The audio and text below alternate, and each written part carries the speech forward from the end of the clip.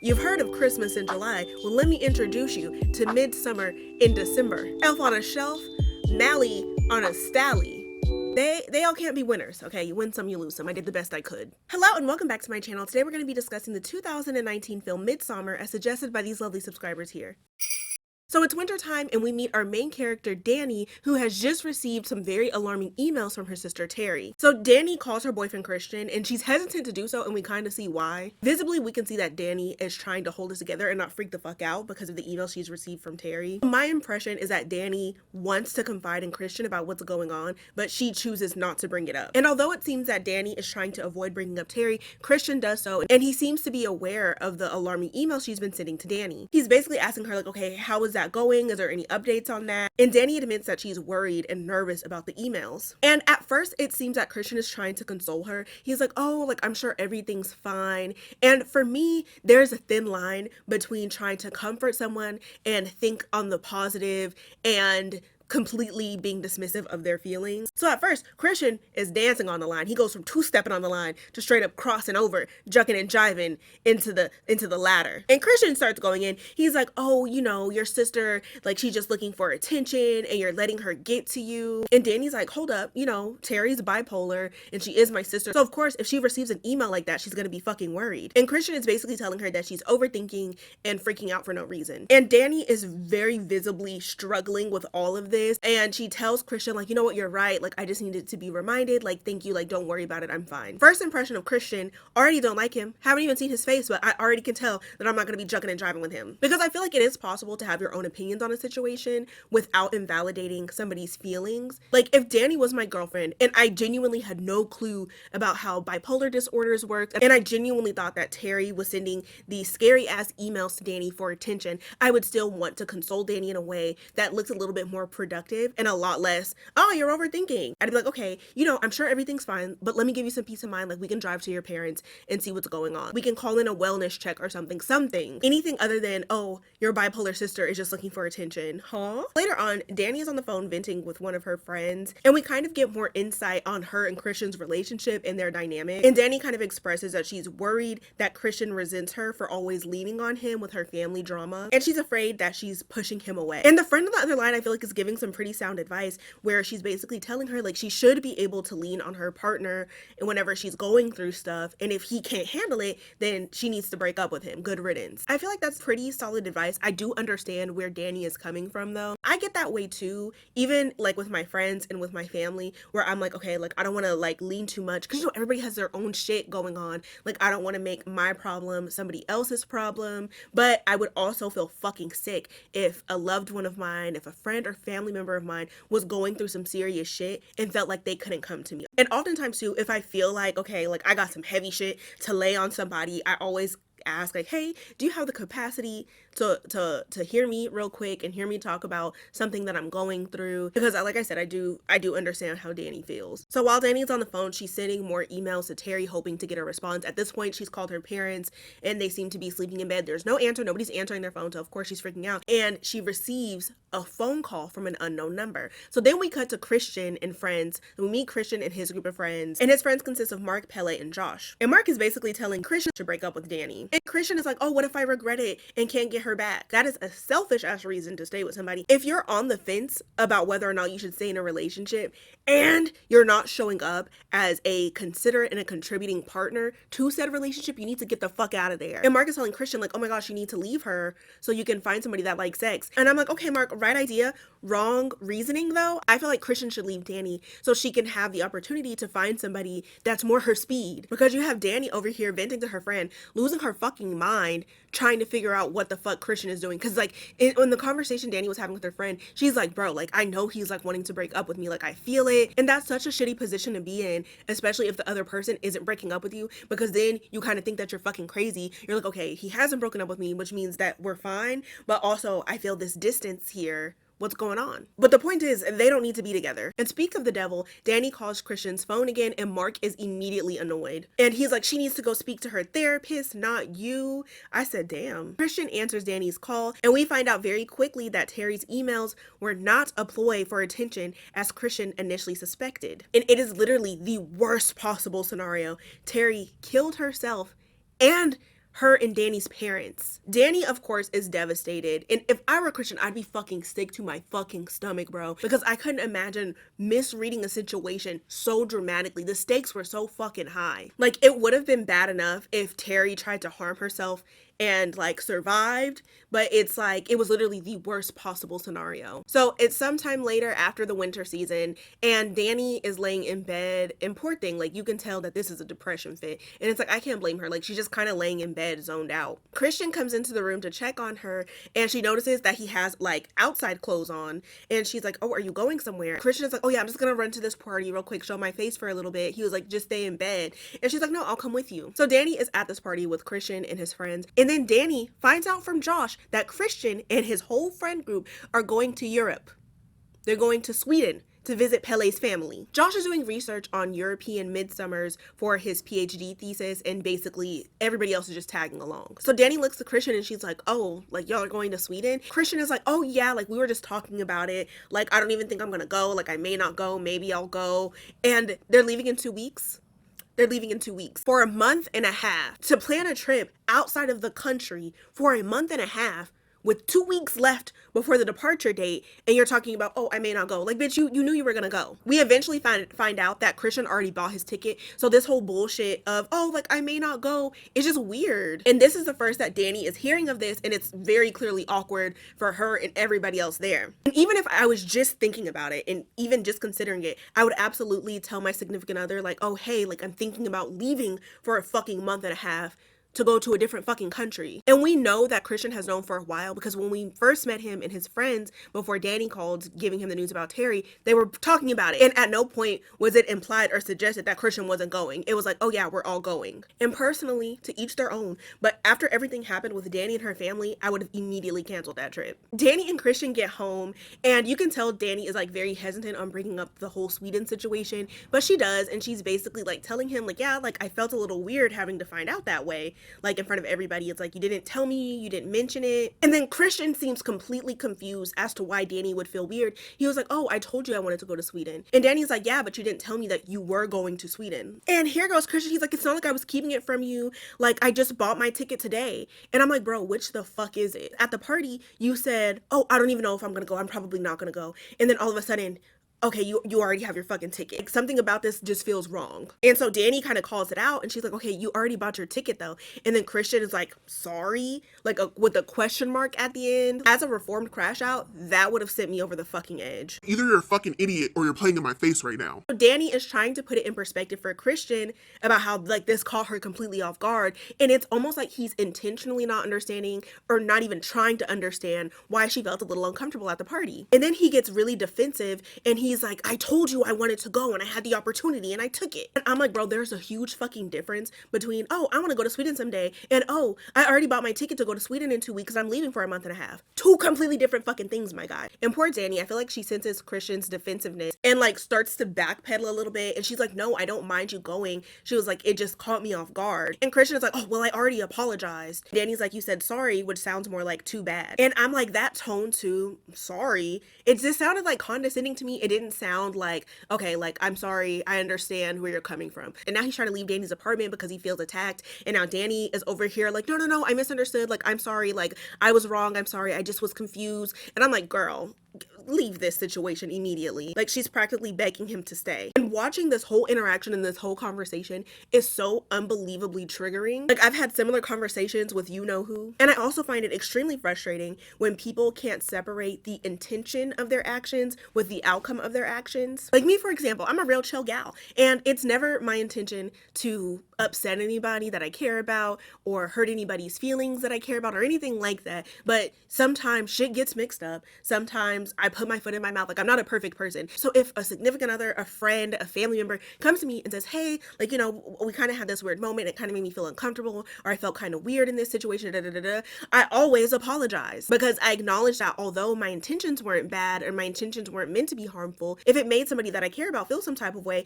I want to acknowledge your feelings. And I'd also like to assure them that, okay, I know this about you now, it won't happen again. I can learn from that and move on from it. Which is like always so confusing to me when people get defensive when you talk about how you feel about a situation. Because I feel like feelings are always valid. The only thing I could get is if like somebody approaches you and they're being like hella accusatory. They've already assumed the worst in your intentions. Then it's like I can see somebody getting defensive in that regard. But if somebody's coming to you and they're just wanting to communicate and build a relationship and assess and address boundaries, then it's like I don't see a problem with that at all. Like, please come to me. And in regard to Christian getting so defensive too, it could have easily been a matter of, you know what, my bad. You know, you were going through a lot with your family. It just didn't seem like the right time to bring it up, and it kind of just got past me. And I'm pretty sure Danny would have been like, okay, I understand that. So sometime within the next 2 weeks, Christian is hanging out with his friends and he tells them, hey, I invited Danny to go to Sweden. She's not coming with us, but just so y'all know, I told her that it was y'all's idea for me to invite her, which it wasn't their idea. And Christian is like, she said yes, that she's going to go, but she's not going to go. I said, what? Danny comes into whoever apartment that it is. I don't know if like Josh and them are roommates or what,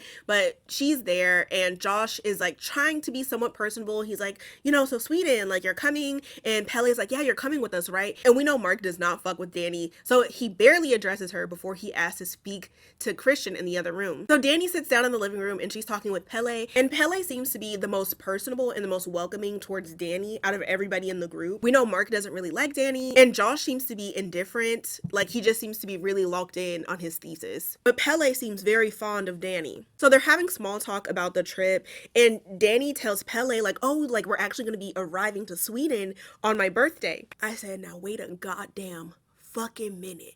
I said Christian was really finna go on a trip to Europe for a month and a half on her birthday, and it was gonna be the first birthday too without her family. I said, I fear he may hate her.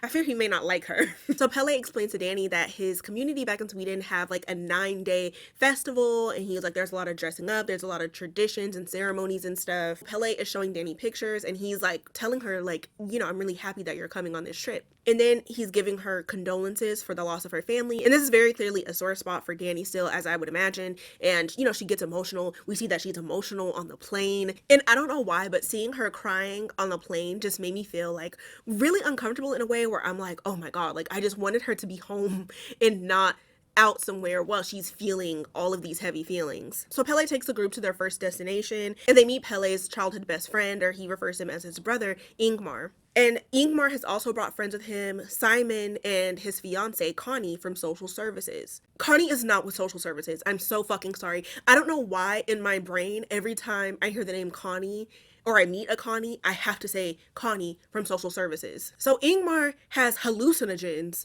and offers it to the group, and they just got off the fucking plane. I'm like, fuck no. And the idea of like voluntary hallucinating already makes me personally feel uncomfortable. I would hate the idea of hallucinating and shit after a 9-hour plane ride. Like, no, I need a nap. And so Danny is telling Christian, like, okay, like, let me get settled in first, and then, you know, I'll join y'all, but, like, I don't want to do that right now. Christian pulls Danny to the side, and he's like, hey, if you're feeling uneasy, like, you don't have to do it at all. Danny's like, no, like, I'll do it, but, like, just not right now. Christian, out of solidarity, is like, okay, then I'll wait for you. And she's, like, telling him, she's like, no. She's like, you go ahead, you know, have fun. Like, I just don't want to do it. And he's like, no, nonsense. I'm just going to wait for you. And I'm like, okay, good. I was like, it's nice to see that Christian isn't a complete asshole. But then Christian announces to the group that he's going to wait for Danny. And I don't think there's anything wrong with what Christian said or how he said it. It's just knowing his friends, specifically Mark, and how he feels towards Danny.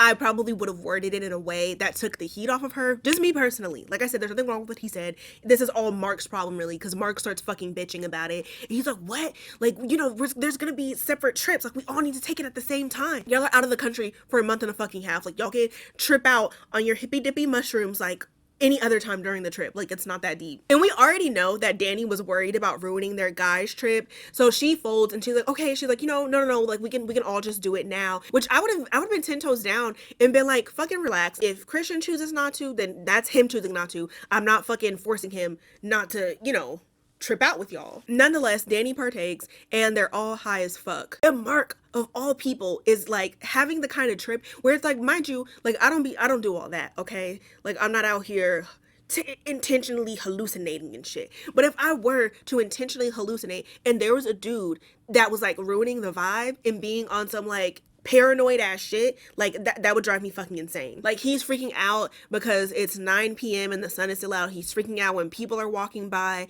and it's like, bro, for you to be like so adamant on doing this, you're not even having a good time, and like ruining everybody else's time. Danny looks down at her hand. The grass is growing through her hand. The trees look all wavy and shit. Like, the leaves and shit are breathing. And at one point, it looks like Danny is actually vibing. And then Mark says something on the lines of, oh, we're all family. You're my family. And Danny is triggered by the word family. So Danny becomes less relaxed, more alert, and she's like walking off. And at first, Christian offers to come with her, but she's like, no, I'm fine. She's not fine. Like, she looks like she's already about to start crying. She makes it to an outhouse, lights a match, and Terry is behind her. And then Danny's face starts to look all crazy. She freaks out. She runs out into the woods. The next thing we know, Danny is asleep. She's dreaming about her family, and then she's woken up by Christian. So it seems that she just wandered off and fell asleep somewhere, and Christian and them found her. And now it's 6 hours later, which sounds like a solid ass power nap. Oh my gosh. But Mark and Josh look pissed. They start back on their trek to their final destination.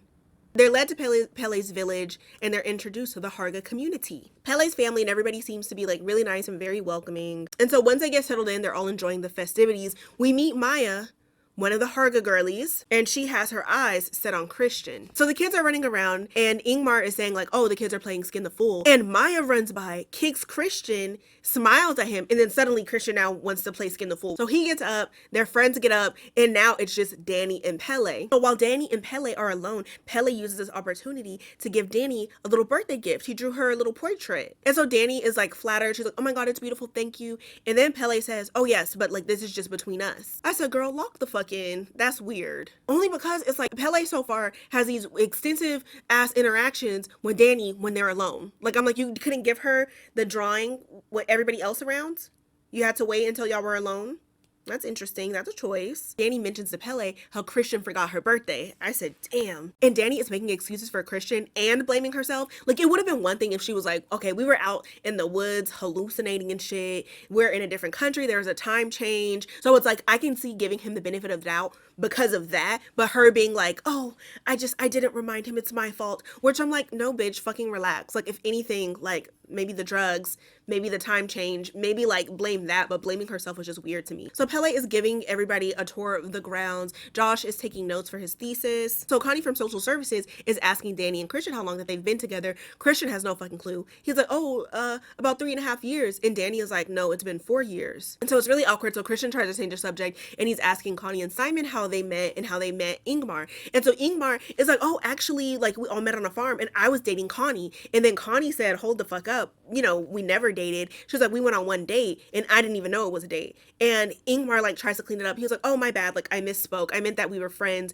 And then she got together with Simon and now they're engaged, which is awkward as fuck. They brushed past that like way too quickly. I was like, why the fuck did you think that y'all were like whole ass dating? And so when Danny hears that Connie and Simon are engaged, she gets like really excited. She's like, oh my God, congratulations. Christian is not interested. And look at their distance from each other compared to Simon and Connie. Christian kind of averts everyone's attention to like this temple, and he's asking Pele like, oh, what is that? And Pele's like, oh, it's sacred, you know, nobody goes in there. And like quickly changes the subject. So Pele takes his group to go check out their sleeping quarters, and as Ingmar is leading Connie and Simon to their ancestral tree, Connie notices like this fabric, and it depicts a story, or more so a love spell. And it shows a woman, she falls in love with a man, and she leaves like little flowers underneath his bed. I was like, oh my God, that's so cute. But then there's other pictures depicting her putting pubic hair in his food and menstrual blood in his drink. I said, hold the fuck up. What are we doing here? And then it shows the dude being hypnotized, and then them being in love, and then the girl being hella pregnant. So then we're sleeping quarters with Pele. Pele is telling him about the sleeping quarters, and he says that the younger people stay there until they're 36, and then they move to different housing. And he explains that different age groups represent different seasons. Child to 18 represents spring, 36 to 54 represents fall, 54 to 72 represents winter. So Danny asks Pele like, okay, what happens after 72?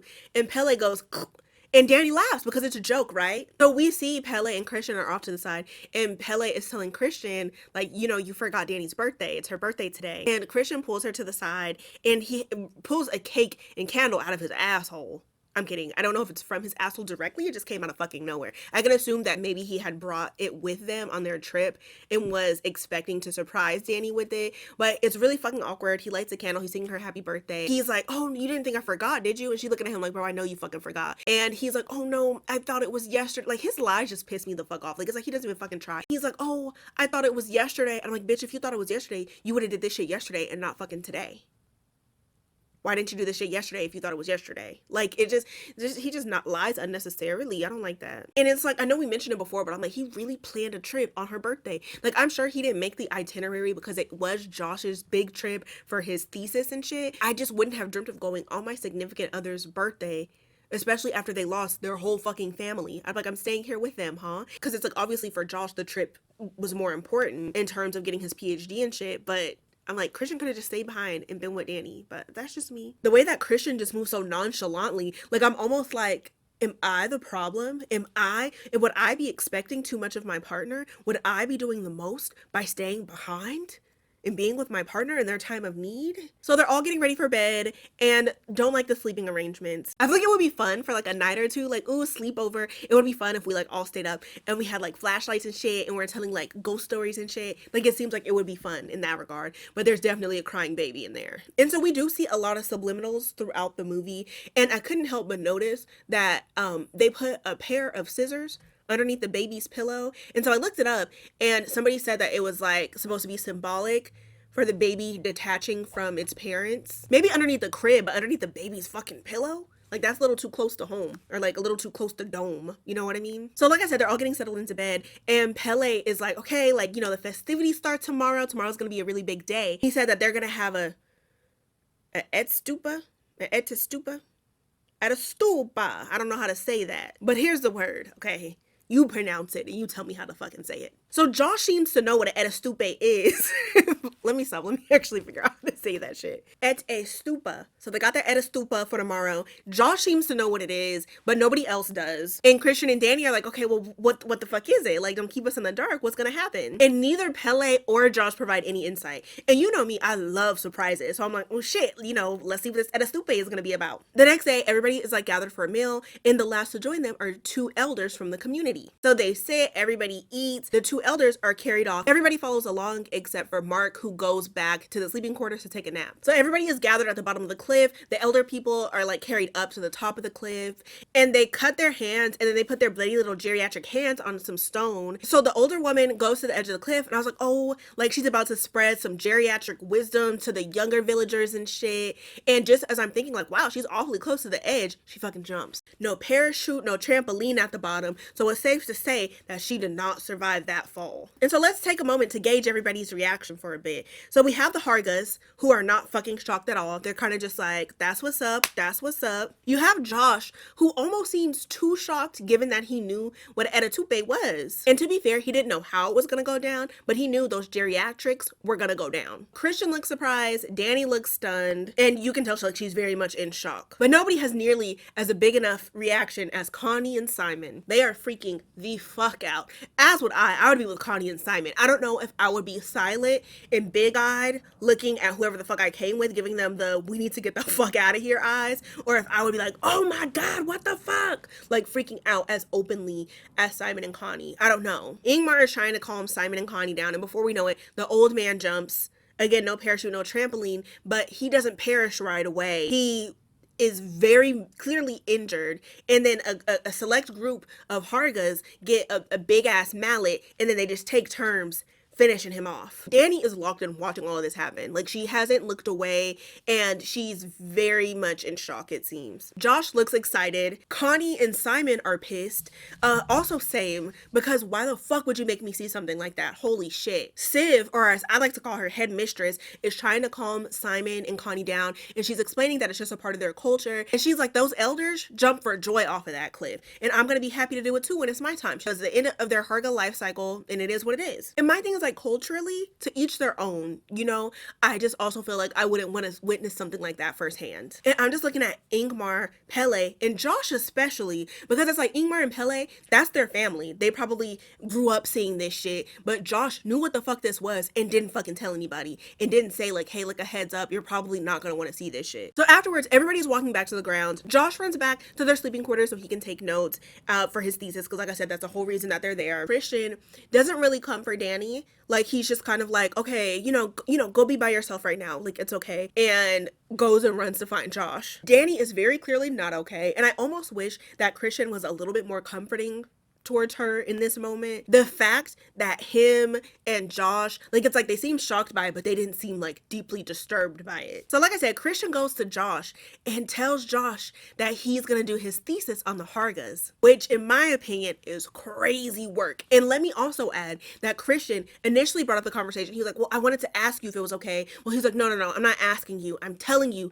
that I'm gonna do my thesis on the hargas. Josh is very upset, and I think reasonably so, because the whole reason that Christian is even there was to accompany his friend Josh while he gathered research for his thesis. And Josh is like, you know, what the fuck? Like, you know, this is my thesis. What are you talking about? And Christian is like, well, you're doing all of Europe. I'm just going to be covering the hargas. And you can tell Josh was like truly invested. The whole time this man has been talking about his thesis, at the top of the fucking movie, we see him working, taking notes and shit while everybody else is kikiing. When they got to Sweden, he's like dropping fun facts and shit. Like, he's very knowledgeable. Like, you can tell he's actually been working towards this. Like, he's been doing extensive research. Like, he even knew what an etupe was. And I get what Josh is saying, because publishing the same research and publishing the same findings kind of takes away and diminishes the research that he's already done, for one, and it makes it less special. And I'm sure with something like that, you want it to stand out. And now that they're going to be covering the same shit, it kind of takes from that. Josh is like, this is unethical and leechy. And he's like, you need to find your own subject. You need to find your own passion. And Christian is being very dismissive, and it's pissing me the fuck off. He's like, I'm open to collaborating, but he's like, if not, I guess we're both covering the same subject. And I'm like, don't piss me off, because it's like, you know you're guilty, because you wouldn't have felt the need to go run and tell Josh right after that. Like, he could have told it at any time. He could have waited.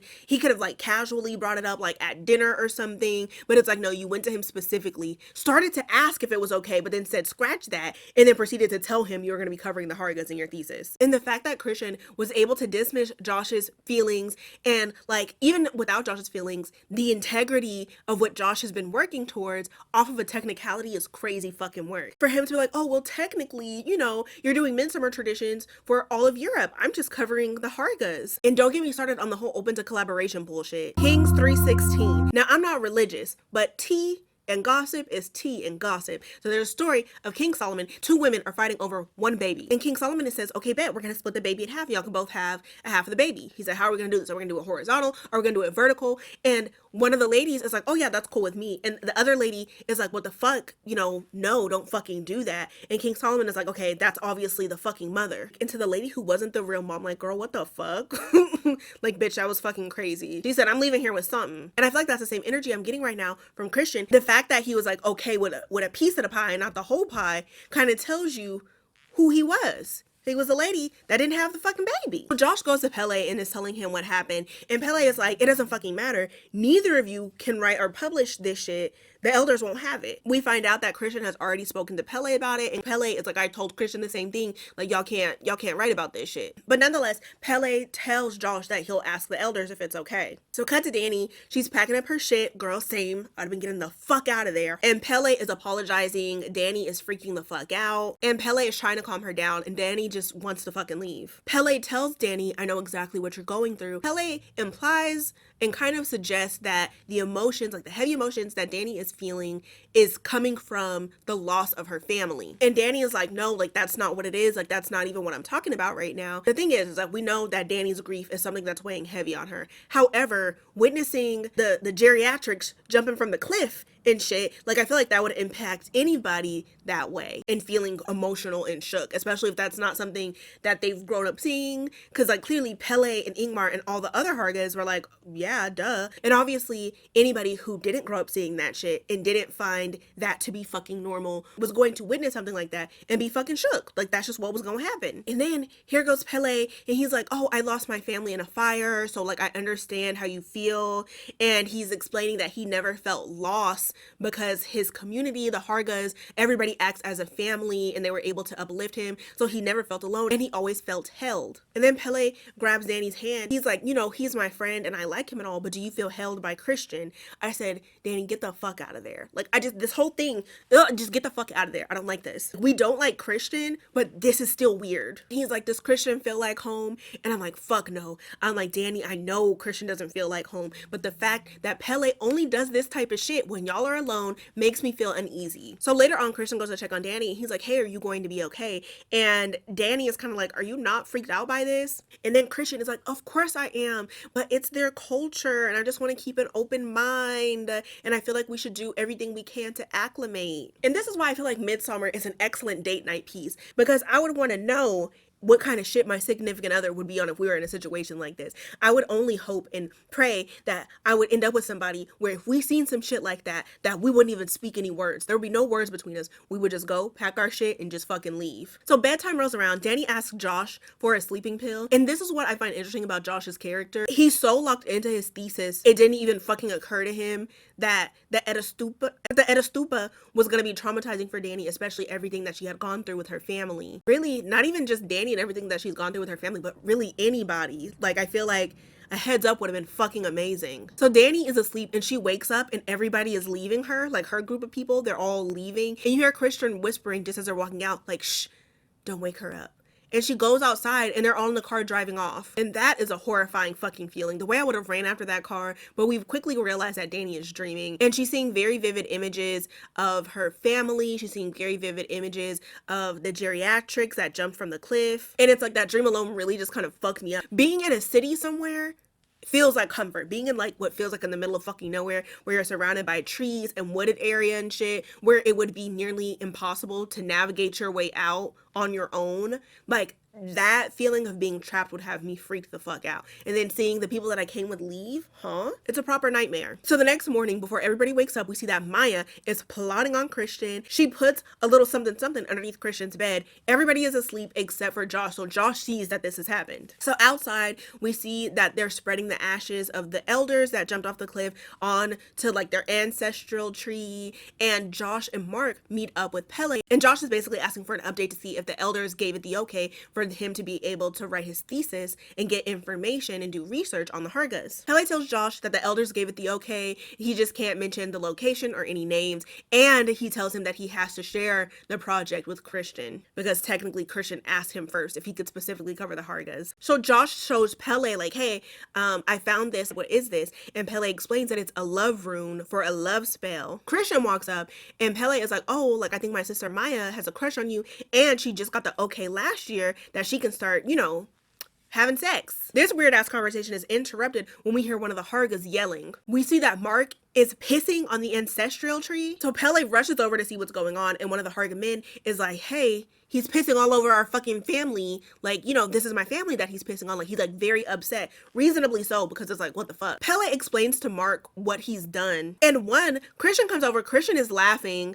Meanwhile, this Hargan man behind him is fucking crying, losing his shit. And Mark is being annoying as fuck about it. He was like, I didn't know. Like, it's a dead tree. Like, I didn't know. And Pele is like, okay, well, it's important to us. And he's like, it's a dead tree. How was I supposed to know? And it's like same shit again, where it's like he's defending himself based off of the intention of his actions, but not acknowledging that the outcome of his actions was really fucked up. Now I can kind of see why him and Christian are friends. So Connie goes back to the sleeping quarters and she's packing her shit up. She sees Danny and she's like, hey, it was nice to meet you, but me and Simon are getting the fuck out of here. And she's like, yeah, Simon's with one of the Hargas right now getting a truck. I'm like, thank fuck. I'm leaving out with y'all. Because my thing is this, if you travel anywhere and you have access to an airport and you got some money on you, baby, you're fine. You're good to go. So seeing other people leave, I'm like, just get me to the motherfucking airport and I'll figure it out from there. And so Danny seems shocked by this. And I'm like, girl, you were like trying to get the fuck up out of here too. Like, can you blame him? One of the Harga leaders comes to find Connie. He's basically telling her like, oh, like Simon wanted me to tell you that he went to this train station. And he's telling Connie like there was no room in the truck. One of our guys is going to come back and get you after dropping off Simon. And Connie is fucking shook. shook because she's like, that doesn't make any sense. He wouldn't leave me. I want to be locked in with somebody like that where I would know for a fucking fact that there was some weird shit going on because I know for a fact that they wouldn't leave my ass. And I'm gonna be honest, they did make a bit of a rookie mistake by separating to begin with. I would have been like, no, bitch, we're gonna go get our luggage together, we're gonna go to this truck together, and there's not gonna be any more conversation about it. Connie knows that this is bullshit, and she's like, whatever. She takes all her shit and she's like walking off. And I'm a little annoyed that Connie and Danny didn't immediately lock in together, being that Connie was the only other girl there outside of the Hargas. She would have been saved as Connie from social services in my phone within moments of fucking needing her. But anyways, Danny witnesses this whole interaction between the Harga leader and Connie. She sees Connie walk off. And so Danny immediately goes to Christian, who is talking with one of the Harga men and doing research about their community or whatever. And she's like, hey, Simon left without Connie. And Christian doesn't really dwell on this for long. Like, he's like, oh, that sucks. And then continues asking his questions about their community. And then Danny notices Christian noticing Josh having a conversation with one of the Harga leaders, and she's kind of looking at Christian kind of funny. And I don't know if this is like her realizing like this dude is not gonna get it, and it's like realizing for the first time what kind of person he is and thinking like he doesn't give a fuck, he just cares about his thesis now. So Danny is like kind of wandering around, and she gets invited by one of the Harga women into the kitchen to help them cook. And so Danny uses this opportunity to ask one of the ladies if they've seen or heard anything about Simon. The lady is like, oh yes, like he went to the train station. And she was like, you didn't get to say goodbye. And then just kind of dropped it there. And so Danny's like, okay, whatever. She's in the kitchen. She's like, what are y'all making? This bitch says meat. And I'm like, maybe it's one of those like translation things that got lost. But I'm like, what kind of meat? Can we know what kind of meat y'all are cooking? Especially because the only animal that we've seen so far is a bear. So I'm like, what's happening? And we see that Maya has a special pie made for Christian. So like I said, we see Josh speaking with one of the village leaders. He's getting some good information about their sacred scriptures. It's like a sacred book that they have. That alone is a whole thing in itself. Josh asks if he could take a picture, and the leader gets very defensive and is like upset that Josh even bothered to ask. And he's like, no, absolutely not. And so Josh is like, okay. And then we hear a woman scream. Danny hears the woman screaming from the kitchen. Mark hears the woman screaming from out in the middle of the fucking field. When supper comes around, Danny is like asking the group like, hey, has anybody seen Connie? And Mark is like, oh yeah, I seen her. It looks like she was in the sprinting Olympics. I'm like, you've seen her running. Why the fuck would she be running? And it's like, nobody really seems concerned about that. And it's like, we all heard that woman scream, and I'm like, no questions at all. No questions across the board. And one of the men from the community is like, oh, I can answer that question. Connie is at the train station. And Christian is like, oh, well, that settles it. And Danny is still stuck on the whole Simon leaving without her thing. And she's just still like trying to understand that. And she's like, why would Simon leave without her? Christian is like, oh, it's probably just some miscommunication. And I see Danny brewing. I was like, ooh, what you gotta say, girl? And she's like, yeah, I could see you doing something like that. I said, talk your shit, Danny. And look at Pele. I know he just eating this shit up. And Christian gets offended and he's like, okay, what the hell is that supposed to mean? And she's like, you know what? Never mind, nothing. Forget about it. And I was like, no, girl, y'all need to have this conversation. If not now, then when? Bro, like, I just can't wrap my head around that. I can't even, like, even in a platonic sense, I can't imagine either one of my homeboys, either one of my girlfriends leaving me in a situation like that by myself, or us leaving each other at all by ourselves. It's one thing if you're in a familiar space. I'm in America. Take that how you will. If I'm in a different state or if I'm in a different city, it's one thing for me to be like, okay, girl, like I'm gonna go run over here, da da da da. But it's another thing entirely to be in a different country in the middle of fucking nowhere. It's like if they were in Sweden and they were like in a more populated area and they were around like buildings and stuff and had access to like other people outside of the Hargas, and like I said, weren't in like a wooded area that they have no clue how to fucking navigate, then it's like that's one thing in itself. You know what I mean? Maybe you want to go off and go to dinner on your own, but it's like even then I'd be hesitant to do that. Even in the States and visiting other states and other cities, I'm hesitant to do that. I couldn't even begin to imagine one of my friends in a situation like this and them fucking leaving me or me leaving them. Mark notices that the man from the ancestral tree incident earlier is staring him the fuck down. If I were Mark, I would literally be fucking terrified, because it's like, it seems like a type of place where anything fucking goes. Literally after seeing that whole situation with the geriatrics jumping from the fucking cliff, like anything after that, I would be like, anything fucking goes in this place. Like there seems to be no rules. They make up their own rules and shit. So I would just be alarmed and scared by that. So Josh asked Christian if he's learned anything about the Harga's like special sacred scripture or whatever. And then fucking Christian is like, oh, well, now you want to collaborate with me? And look at Danny's face. You can tell she's annoyed with Christian right now. And Josh is obviously annoyed and immediately drops the conversation. He's like, never mind, forget that I even mentioned it. And honestly, if I was Josh, my pride wouldn't have allowed me to ask Christian about that. But I understand he's probably wanting to know exactly what Christian plans on covering in his thesis. So it's like they could at least be somewhat unique and somewhat different, at least in regard to covering the Hargas. But anyways, Christian takes a bite of his pie and there is a pubic hair inside. And he takes a sip of his drink and it's a shade red, has a more of a red tint compared to everybody else's. And then Christian is like staring at Maya. Danny notices, and let me remind you of the love spell we seen depicted on the fabric earlier. And I think it's safe to say that is what's going on right now between Maya and Christian. And honestly, God, I would have beat Maya's ass because doing all that extra shit with his food in the same kitchen as everybody else's, bitch, like, don't piss me off. So one of the Harga girls, and it's a girl that Marcus had his eye on since they've been there, she approaches him and she's like, hey, come with me. I want to show you. Like, she doesn't say what she wants to show him. She's being very vague, and Mark gets up and goes with her. So it's bedtime. Josh goes to bed with his shoes on because once everybody falls asleep, he goes to take pictures of the Harga's sacred scripture. And I know he probably is looking for an edge on his thesis over Christians, but bruh, why would you fucking that?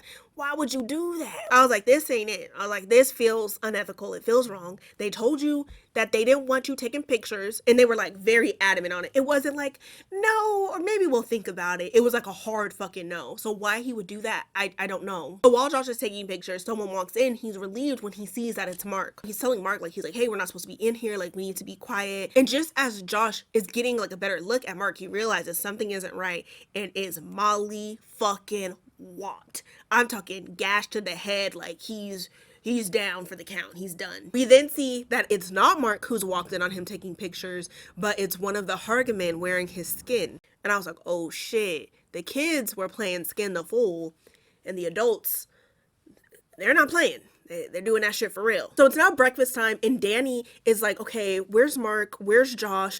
And Christian is like not with it at all. He's like, oh, Mark is probably still with that girl, and I don't give a fuck where Josh is. So the community leaders announce to everybody that their sacred scripture has gone missing. Shortly after that announcement, they approach Christian, Danny, and Pele, and they're like, okay, your friends have gone missing, and so has our book. What the fuck's going on? And Christian, performatively so, is like, we're just as much in the dark as you. We have no idea what's going on. Danny is like, okay, well, no, Mark went off with that girl last night. Like, what, you know, what the fuck happened with that? And then Christian uses that opportunity to be like, yeah, Mark wouldn't do something like this, but Josh, like, if he did anything like this, I just need y'all to know that we're not associates of his, we're not friends of his, we're not collaborators of his. Danny is looking at him like, bitch, what the fuck? Christian is so caught up in denouncing his association with Josh that he doesn't realize how weird the situation is and how much it doesn't make any fucking sense. Because the implication here is that Josh took the book and dipped the fuck out. And I'm like, one, where would he have gone? Y'all were literally led there. So how would he have gotten out of there? Y'all don't have any fucking cell phone service. How would he have gotten the book and ran out? From what I've seen so far, the Hargas are the only way in and out. And if he had the book, one of the Hargas would know about it. And I'm like, if Josh were to have stolen the book, wouldn't it have been common sense or smarter for him to steal it like their last day? Like, they've only been here for a few days. It's a 9-day fucking festival. So it's like, why would he do that in the middle of y'all's stay? That's weird. And it's like, imagine both of your friends have gone fucking missing and your first reaction is to start pointing fingers and shit. I would hope in any situation that, like, even if me and my friends are like having a dispute or if we're beefing or whatever, they still know my character well enough to be like, okay, I know, like, you know, me and this bitch are feuding right now, but she wouldn't steal your fucking book. You know, she's missing. We need to find her. So the mentors tell Danny that she's going to be with the women for the day and that Christian needs to go speak with the head mistress. I know that they both want to be like polite and compliant and shit, but no fucking way. I'm like, I'm so sorry. We're not separating. People are getting like dipping off one by one. So far, in terms of outsiders, we're now just left with Danny and Christian. I would be like, no, I'm not leaving the only other outsider here because people go missing around here and I don't like that. So Josh goes to visit with the headmistress and he assumes that they're there to talk about Josh, and she's like, no, tell me how you feel about Maya. And she explains that Maya has been approved to mate with Christian. And he's like, oh, like, he was like, I think I ate one of her pubic hairs. And headmistress is like, yeah, that probably did happen. And then Josh just leaves and joins the rest of the festivities. And there's no fucking way that that's how that shit would have gone. If somebody would have confirmed, like, oh yeah, it's exactly what you thought it was, I'm popping off. I'm crashing the fuck out. So while they're having this conversation, Danny is participating in a dance competition. So for the competition, all the women are given tea. Danny immediately starts fucking hallucinating. The women are dancing, they're high as fuck, and whoever is the last one standing wins. Danny, at some points, she looks like kind of dazed out. She looks like she's like kind of struggling to keep up. And then other moments, she looks like really happy and she's vibing out. Girls are falling left to right. And while Danny is up dancing, Christian is offered some tea. And when he asks the lady, like, okay, what does it do? And she's like, oh, it lowers your defenses and leaves you open for the influence. I would have like, the influence of what? Christian initially declines, but then he looks over to Maya and then drinks it. And I said, oh, that influence. Danny is dancing around and shit. She's kikiing with a new friend. This bitch is speaking Swedish. I said, girl, you did not speak that before you came here. Something isn't right. Lock in. So Danny ends up being the last one standing and she's crowned the May Queen. So the Hargas have gathered around celebrating her. They're all really happy, including Maya, who's like actively trying to fuck Danny's man. I bet she whispered to her, I'm gonna fuck Christian. I'm gonna fuck your man. Danny sees her mom in the crowd and she's like, what the fuck? And it's just a lot going on. People's faces looked all warped and shit. Pele full on mouth kisses her and not like a mwah. Okay, I've seen lip movement, enough lip movement where I'm like, that was like a kiss. That was like a romantic kiss. And there's a flower on the top of her head. Don't say it. Don't say it. And it's gaping. The trees and the hills are like breathing and fluctuating. There's faces in the trees. It's just a lot. They all go to a table where a feast has been prepared and undisclosed meat. I can't identify a single meat on this table. I can't identify anything. Like, I see flowers, okay? But I'm looking at this meat and I'm like, what the fuck is going on? And it's very clear that everybody is still tripped out because we see things moving and fluctuating and breathing in ways that they shouldn't be moving and fluctuating and breathing. Just, it all looks wrong. So Danny, as the May Queen, is sitting at the head of the table. Christian is off to the side and he is tripping fucking balls. He is out of it. At one point, he like taps the man next to him and is like, hey, like, what's going on? The man collapsed in his fucking face and Christian looks like he wants to fucking cry. So it's like they're all honoring and praising Danny and shit, and Christian is just out of it and he spots Maya. They lock eyes. Maya gets up and walks off. Everybody is still seated. Maya gets up and walks off and Christian is like locked in on her. And so Danny sees all of this. So the headmistress stands up and a part of the May Queen ceremony requires her to go off in a carriage in the middle of the fucking woods so she can do like a little ritual thing to bless their crop and livestock. So they have a carriage ready for Danny and Danny is like, hey, can Christian come with me? And the headmistress is like, no, the queen rides alone. She goes off in the carriage with a bunch of other women and they go to the middle of the woods to do the ritual. And not a moment after the carriage pulls off, there's a woman leading petals or flowers up to Christian. But while Danny is out blessing the crop and livestock, Christian has now changed into some harga gear. They have him breathe in some vapor and then it's off to the races. He mates with Maya, and I'm gonna be honest, there's no possible way I can give this scene any justice. Obviously, I can't show you, but my god, it's weird. As they're fornicating, there's like a group of women surrounding them and they're also naked and it's like they're singing. And don't get me wrong, like there was one lady in there, her vocals were so fucking beautiful, but it was just a weird, I just didn't like what I was saying. It was just too much. And it seemed that they were also doing this in front of Ruben, who is the Harga's inbred oracle. So then the May Queen returns, Danny returns, and one of the ladies tells her like, okay, headmistress wants to speak with you. Like there's another part that you need to do. And she's like, no, what the fuck is that over there? She hears like singing and harmonizing and shit coming from the same building that we know Christian and Maya are currently hunting in. So Danny is like, what's over there? And the girl's like, that's not for us. Don't go in there. Danny starts to walk over anyways. And the girl is like, girl, you don't want to go in there. And the look on Danny's face, you can tell that she can tell that something is really, really wrong. So Danny goes up to the door and it's like she literally braces herself before peeking in and she sees what we have seen, and that is Christian and Maya, and they're having sex, and there's a bunch of naked Harga women singing and shit, and they're all singing and hunching. Well, you know, the Harga women aren't hunching. They're just kind of surrounding Maya and Christian while they, you know, have sex. And so after seeing that, Danny is fucking devastated and she's very clearly distraught. She's like throwing up and shit. She can barely walk. So Danny runs off. She's freaking out. And there's a group of women that are like surrounding her, trying to calm her down. And that would have pissed me off. One, because like if I'm like freaking out and shit, I hate the feeling of being surrounded. And also, I'm like, all you bitches need to back the fuck up. Y'all are all fake as fuck because I know y'all helped orchestrate this shit. And then they all start breathing and screaming in unison. And so once Christian has completed, he runs out butterball ass naked and he starts finding bodies. He sees a very melanated leg sticking up from the ground. We can only assume that to be Josh. And he finds Simon. I feel that it may be too graphic to show, so I'll try to explain it. It's like his back is open and his lungs are out and they're still breathing. So I'm like, I don't know if Simon is still alive, like if he's still breathing. I don't know what the fuck that was. It was weird as fuck. But one of the mentors or one of the elders of the Harga blows some dust in Christian's face and then he falls over. And he's paralyzed. Like they have to like manually close his eyes. And when one of the girly pops manually opens his eyes, she very calmly is like, oh hey, like you can't speak and you can't move.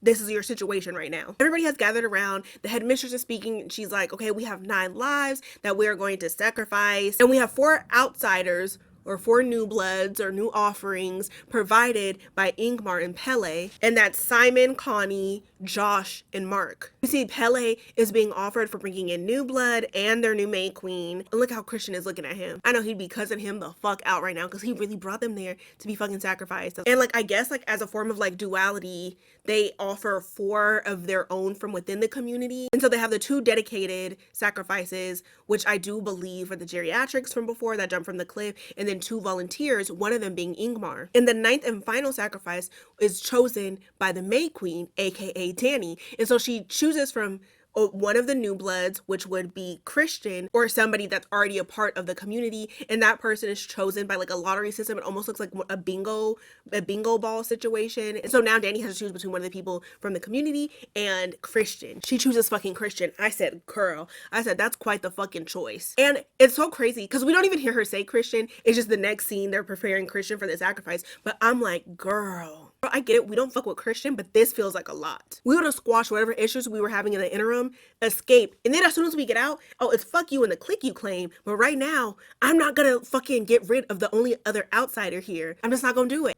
Bitch, we gotta get the fuck out of here. And I'm like, baby, you gotta get your head in the game, because right now, we gotta choose the lesser of 2 evils, and that is Christian. And I could be tripping and I could be overanalyzing, but I notice when it's time for Danny to make her decision, the flower on her crown is no longer gaping, the trees in the mountains are no longer breathing and moving. So I would have to say that this was a conscious, sober decision that she made. And I said, damn, she fucking hates him. And maybe I'm delusional about how fucked their situation is, because I know the likelihood of them escaping is slim to none just because of how devastatingly outnumbered they are. And maybe Danny was fine with accepting her fate and being stuck there. I don't know. I would have at least fucking tried. The sacrifices are being prepared. Sacrifices that have already been killed are being placed in the yellow temple that we've seen before. Ingmar and the other gentlemen that volunteered to sacrifice themselves are saying goodbye to their loved ones. And Christian is being stuffed into a bear's skin. And from what I gathered, the bear for the Hargas is supposed to represent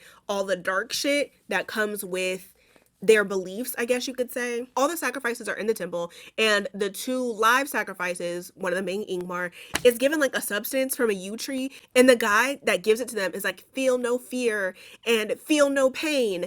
And that was very clearly a mere suggestion, because it's very clear that they do feel pain. The fire reaches one of the men, they start fucking screaming. I think the substance from the yew tree, obviously it didn't stop them from feeling fear or feeling pain. I think it was there to paralyze them, because I feel like your natural instinct in a situation like that would be to get up and run the fuck out. The Hargas are outside and they start mirroring the screaming coming from inside of the temple. Danny screams along with them once she sees that Christian is on fire. And mind you, Christian is like paralyzed. He can't speak, he can't move or anything. So he's just kind of sitting there inside the bear. And I also read somewhere that they cut off his legs or they cut off his feet or something before putting him in the bear, either for him to fit inside the bear's carcass or in case the paralysis powder wore off so he wouldn't be able to escape. Danny is screaming and she's staring at the burning temple, and then she smiles. And I guess it's safe to say that she finally feels hailed.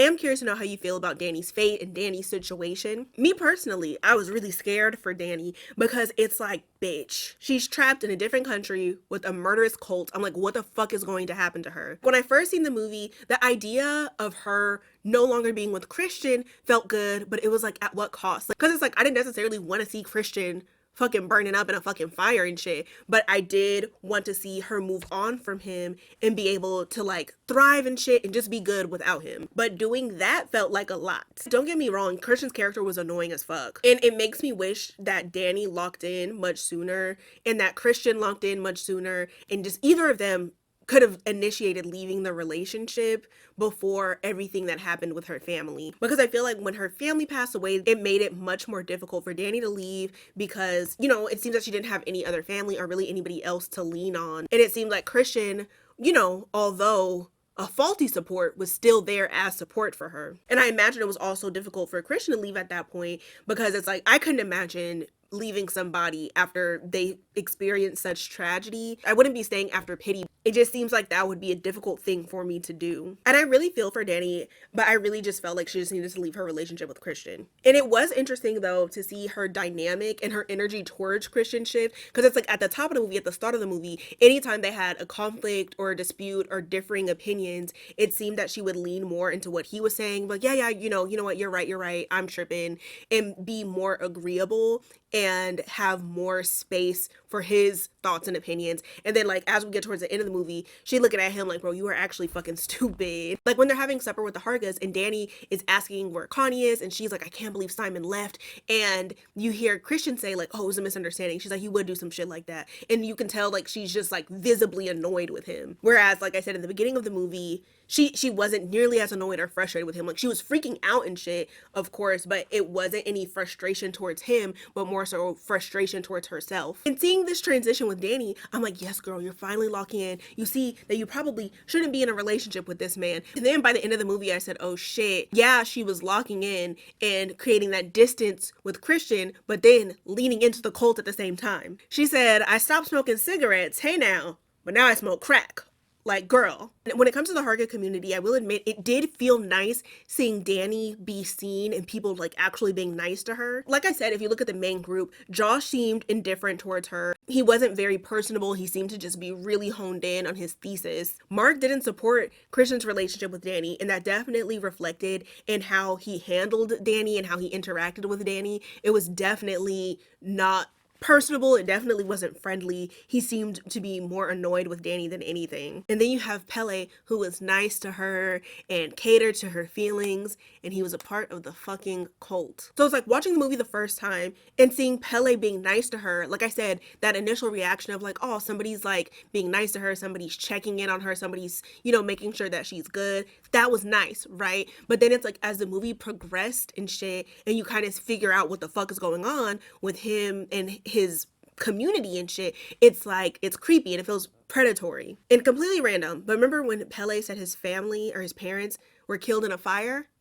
I wonder if it was that fire. Like, I wonder if they were a part of like some Harga ritual shit and you know, a fire. Pele seemed like oddly affectionate towards Danny when nobody else was around, referring back to that scene where Danny, you know, seen the geriatrics jumping and she went to go pack up her shit and he brought up her family, and it seemed like he was kind of using that to relate to her to then correlate him being happy and feeling held and having community with the Hargas. So like kind of like putting it out there like, yes, they helped me and I didn't even have to, you know, I didn't even have to experience loss because, you know, I felt held by my community and shit. And it's like he was like kind of putting that out there, you know, for her to be like, that's what I need. And he drove it home by weaponizing her relationship with Christian. Because my thing is like, yes, she needed not to be in that relationship, but I feel like she also didn't need to be in a fucking cult. And also when I watched it the first time too, I kind of struggled figuring out which members from the community was just like blindly following the elders and which one of them were like a part of the fucking problem. Because I feel like there were some moments where it was like, oh no, like it's just our culture, don't be alarmed. And then there were other times where it's like, no, y'all are fucking weird. Like the new blood sacrifices, I'm like, bitch, you mean murder? Like, I feel like if it was like innocent and all hunky-dory and shit, they would invite new members in and be like, hey, would you like to volunteer to be sacrificed for the greater good of our community? It's like, no, y'all were literally killing people and hiding that shit. Because lying to everybody about where Connie and Simon were when y'all could have easily been like, you know, like, it's just a part of our culture. We sacrifice them, no biggie. When Danny came back from her May Queen ceremony and she was like, what's going on in that building? They weren't casually or nonchalantly like, oh yeah, girl, they're all in there singing and fucking. You know, Christian's in there too, right? No. They didn't do that. They kept that shit a secret because they knew it was wrong. But yes, I found this movie to be truly disturbing. Entertaining as fuck, but holy shit. It's like literally, I don't want to say my biggest fear, but it's one of them. I hate the idea of being stuck and stranded somewhere with crazies. I do enjoy that there's like so many subliminals in the movie. Like even at the very beginning, we kind of see the movie portrayed in like this painting. There's like so many little details and stuff that I think is fun, where it's like, it's one of those movies where you can watch it over and over again and see something new. But yes, that's all that I have for you today. I hope you have a wonderful day. I hope you have a wonderful afternoon. And I hope that you don't get recruited by a cult. Hopefully you don't give off impressionable. Hopefully you don't give off vulnerable. You know, be vulnerable, but to an extent. Not enough for you to get recruited or invited into a cult. But yes, okay. Bye!